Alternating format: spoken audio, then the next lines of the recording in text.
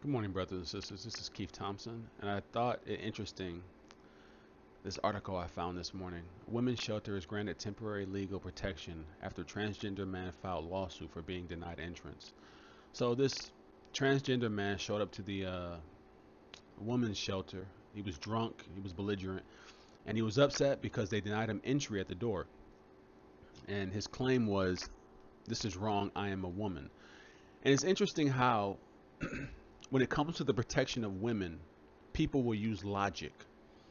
Because in any other situation and circumstance, they'll throw logic out the window. If this were at some state fair and a man said I'm a woman, everyone would feel it appropriate to agree with them. Yeah, okay, yeah, you're a woman, equal rights, right?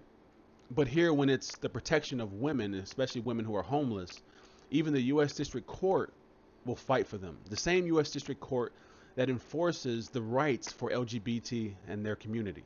It's funny how that changes when women are in danger. So here you have a homeless shelter, I guess somewhat of a Christian homeless shelter called the Hope Center, where a man was denied entry. And it's always interesting how here at the bottom the transgender is quoted as saying, "Jesus Christ would not have denied me entrance or anybody like me based on my outer appearance. We must treat people with love and respect and dignity, whomever they are, because it's on the inside." And that's all I have to say. See, it's interesting how people love to use Jesus as a crutch whenever it suits them. Now we know that this man hates Christ. He hates the gospel, the true gospel. Now he may have created an image of God in his own mind that suits his lifestyle, but if he were presented with the God of the Bible, he would hate him. Okay, so it's funny how they want to use Christ whenever it suits them. And here he talks about we must treat people with love and respect. Okay, you can find tons of videos on the internet of transgenders punching Christians in the face, spitting on them. Okay, wanting to kill them. There was a man in Louisville. My mom talked to me about. He went into a store. He followed a Christian man into a store with a gun. He was a transgender and pointed the gun at the man. He wanted to kill him. So it's all just rhetoric, just demonic rhetoric. But I wanted to point out the fact that even though the majority of lost people will support the LGBT movement, they know, they know that that lifestyle is wrong. They know that it's wicked. They know that it's sick. But they also know that if they deny that lifestyle, they also have to deny other sins in their life that they may want. Okay, if you deny one, you've got to feel the same way about another. But if we allow that one, we can allow them all. I was walking when I first moved here into this community.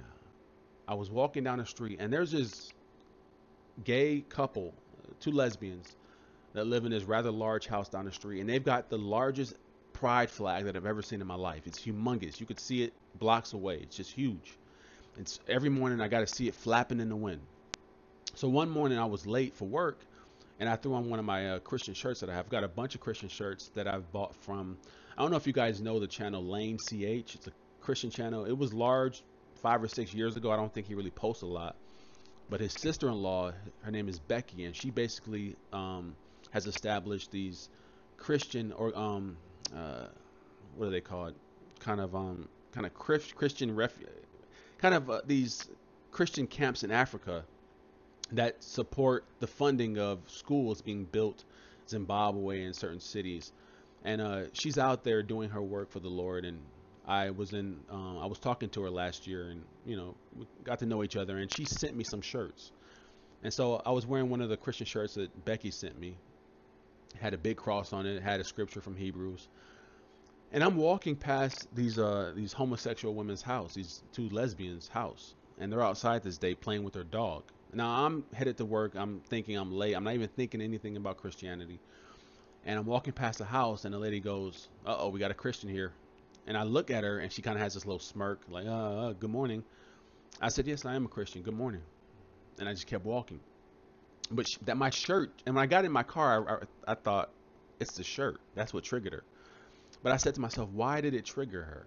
Why was she triggered? Okay. The from her point of view, or from what she claims, Christ isn't real. My faith is not real, and it's not true. But it triggered her. It made her upset to see that. Why did that happen? Why was she upset to see my shirt? Sure, because she has a conscience, because she knows the lifestyle she's living is wrong. In the same way, these people at this homeless shelter knew that this wasn't a woman standing here, this was a man in drag, and that that's wrong, and that bringing him into this shelter would put the women here in danger.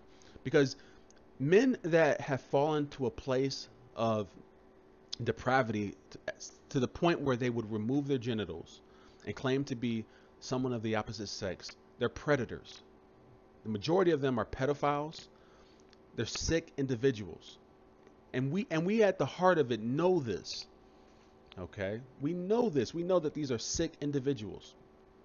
I still shudder every time I think about the transgender story time that they hold at these libraries. The picture of these men laying on the floor and these kids just crawling all over them. These little boys and little girls crawling all over these adult males, and these men having smiles on their faces as it's happening. It's just absolutely disgusting. These are sick, wicked people. And this article here is another example of us knowing the truth, but hating it at the same time. So that's all I wanted to share. Thank you guys for listening. I hope you guys have a blessed day. God bless.